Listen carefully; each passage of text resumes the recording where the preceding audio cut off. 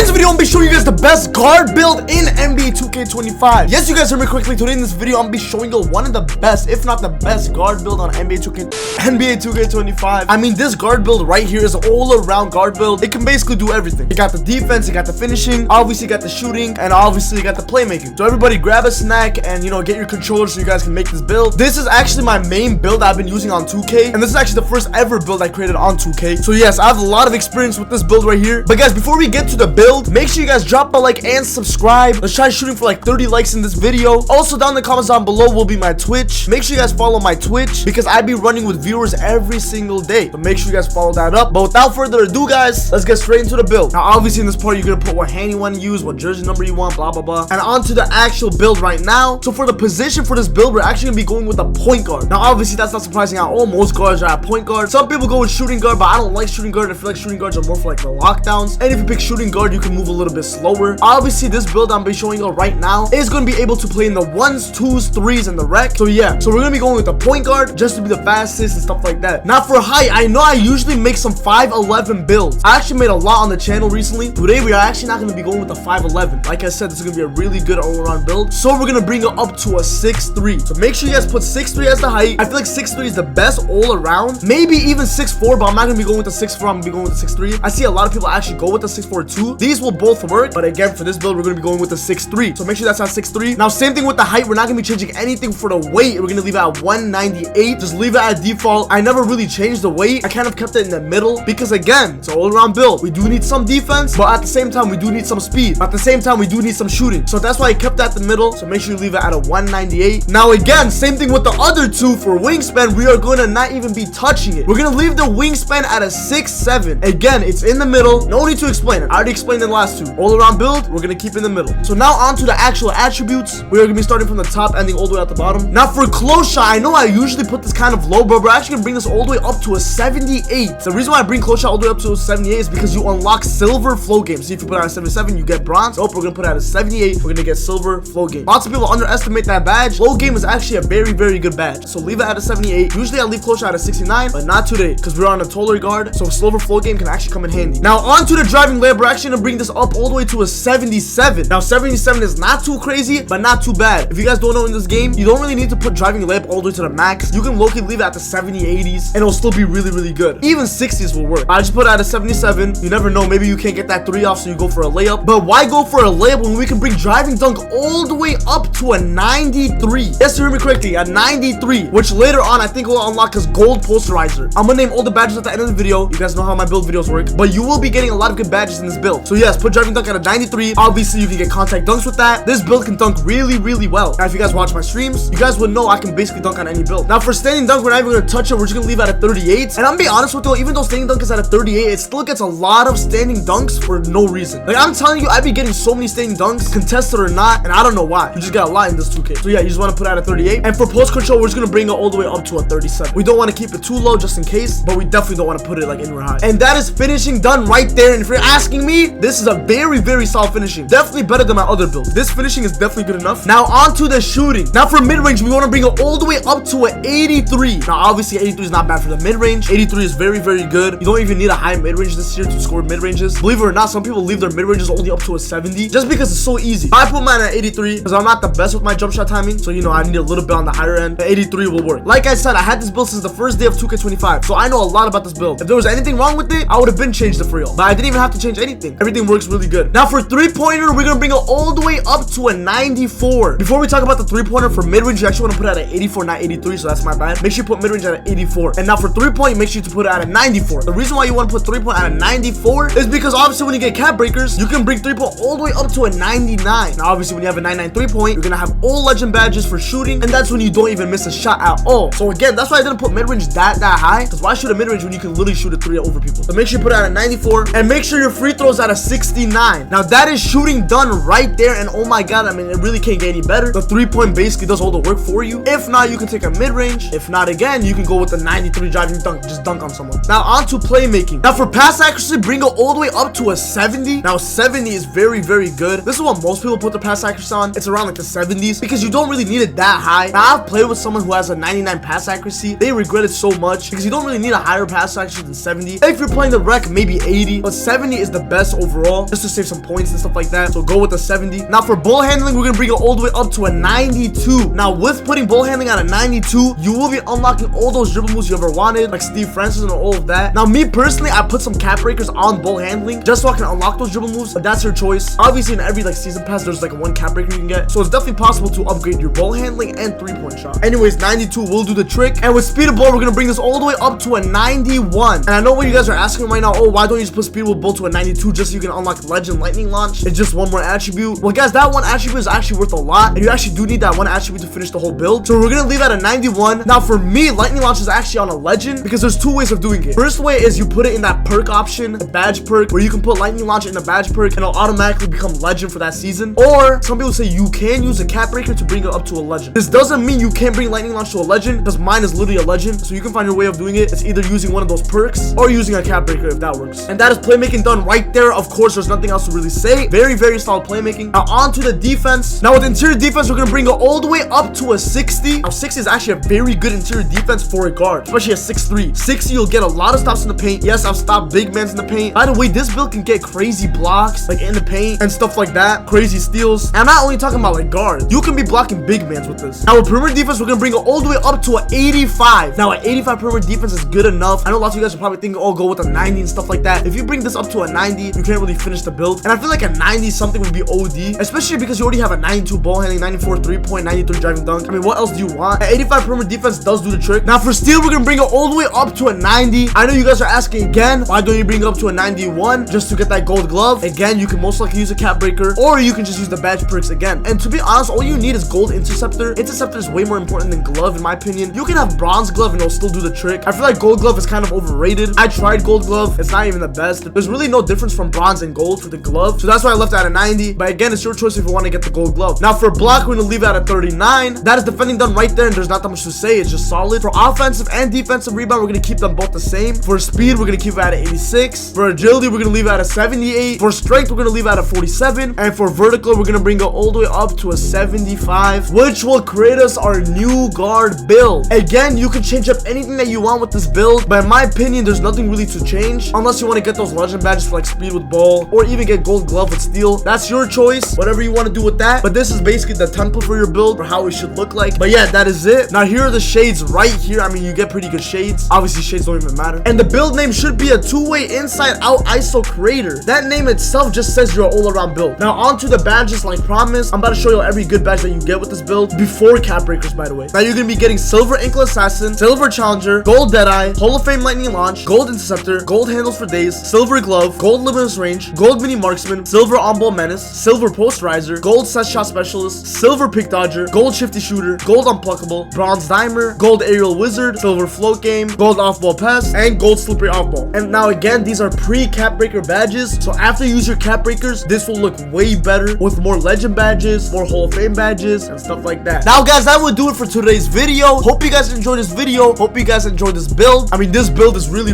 good. So if you're looking to make a guard build, make sure you consider this build as one of your options. By the way, lots of other guards have similar builds to this, so yeah, again, you can use this build in 1s, 2s, 3s, anything, even the rec. But guys, that's pretty much it for today's video. Again, let's shoot for 30 likes. Make sure you guys drop a like and subscribe, and without further ado, I'm gonna catch you go boys in the next video. Peace out, man.